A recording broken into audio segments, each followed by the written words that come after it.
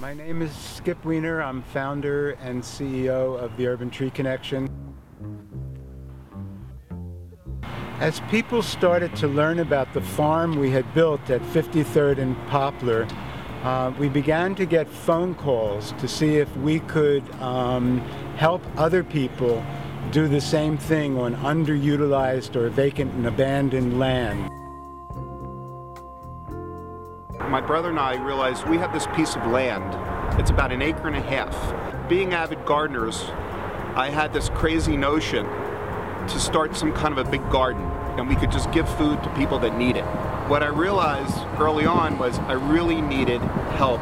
I am not a farmer. I am not a giant gardener. I just have a passion for something. It led me on a wild search, and I searched organizations all throughout the city. I thought it was important for us to be with someone that we could really be in alignment with. The second location or call that we got was from Sacred Places, a church organization that felt that one of the most underutilized resources in a church is its land. We're here at 43rd and Aspirin at Ward AME Church.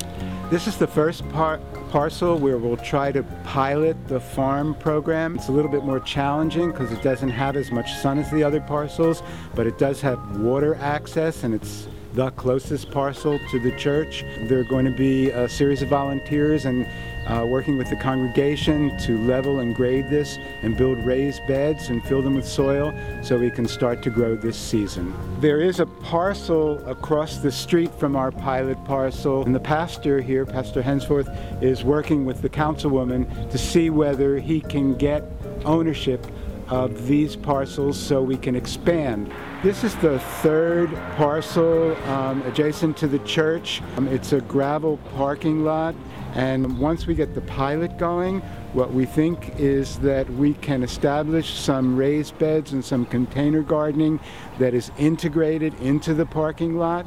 It is fabulously sunny and probably will be the most productive site around the church. This is the fourth plot adjacent to the church. Also has the potential to grow food right now at the edges. The third organization that called were actually medical students from the Philadelphia College of Osteopathic Medicine.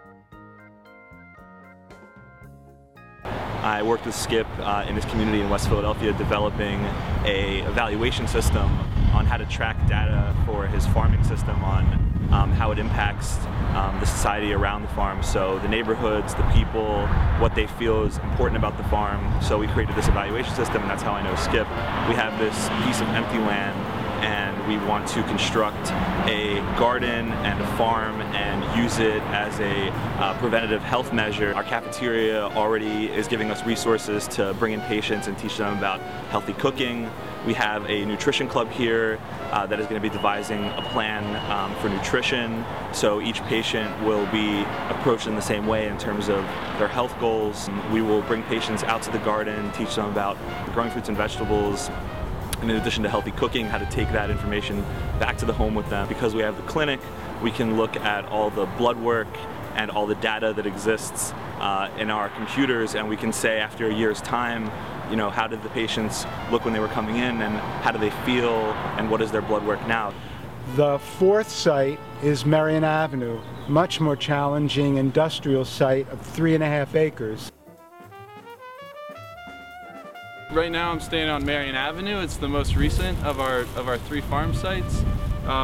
We've recently begun to work with the Community Design Collaborative because it's a massive undertaking. A task force is formed and put together, and that's made up of different engineers, designers, architects, environmental professionals of kind of all fields. And we're working with them, and also the water department, to try to design this that way environmentally it has a positive impact for Philadelphia and kind of the urban ecosystem. And a little bit of the vision of the place is basically just turn it into a farm again, repurposing this once industrial space, a warehouse.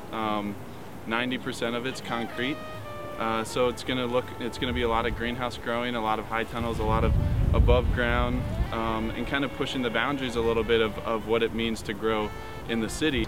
In aggregate, when you put all these properties together, you have about 8 acres, which potentially could yield somewhere around 100,000 pounds of food a year. We're talking about a fabulous amount of revenue to be generated, probably anywhere between 10 and 15 jobs, and probably several thousand people that could be fed off of this amount of land.